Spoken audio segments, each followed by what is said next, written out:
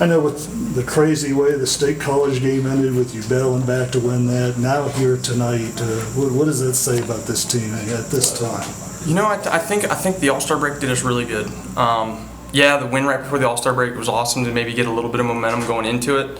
But at the same time, I think we needed a break. The guys, this is a long season for them. This is the longest they've ever played.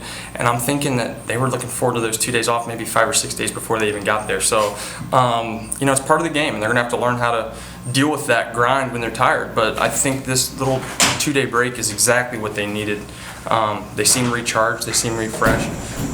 As you can see tonight, the fight was back. They scored 3. We scored 3 right back.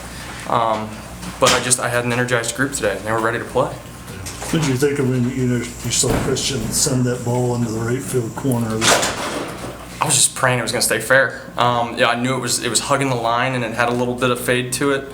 I could tell by the way it was hit that it didn't have enough to get out. So I'm just praying that it stays fair. Their outfielders were playing; they were pinching the gaps a little on him, which helped him out because it was still kind of a close play. But the at bat before that from Kramer was key in getting him to the plate, and then Kelly delivered. So when he hit that ball, man, I was the whole time I was like, stay fair, stay fair. So yeah, it was really good.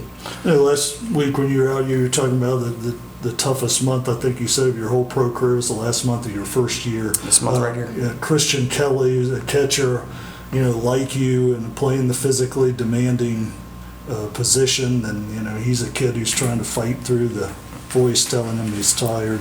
Yep, and Christian's a tough guy. He's a little guy. He's tough. I don't know if you saw tonight, but he took a couple balls off the arm, and he just kind of dealt with it in his own little quiet way, but was able to get right back in for the next pitch. He's a tough little dude.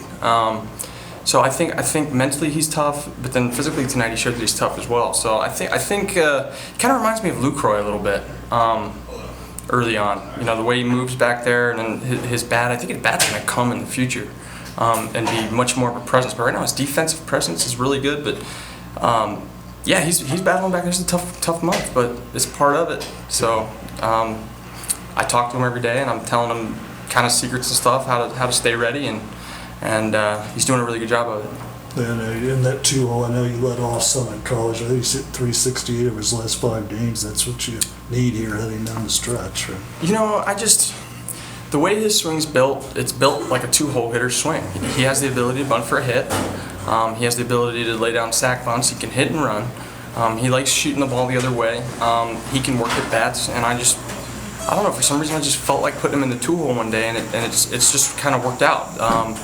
I think he's going to stay there for a little bit as long as he keeps showing that he can handle it. I like him there right now. Yeah, I know you said after Brett Helton started against Aberdeen here last week, that was the best he'd thrown all year. Now how about tonight? This was better.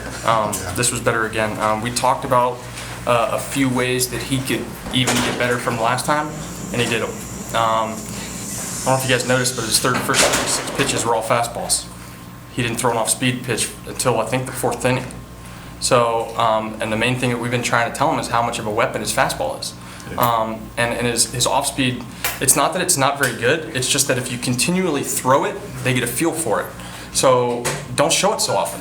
Your fastball's a good pitch. You have the ability to go in, out, down, and up with it. Those are 4 separate pitches we can continually locate. And then when you throw the off-speed off of it plays up much better because they're so used to seeing fastballs.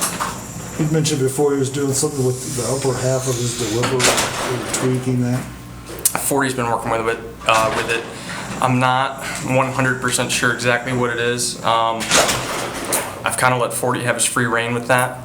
Being the pitching coach, he's kind of just telling me that he's working with him on it. And right now, everything looks great, so I'm just letting them run with it.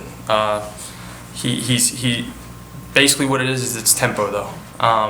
He's keeping the tempo of his delivery consistent, which is allowing him to repeat release point, which is allowing him to execute his fastball over and over again.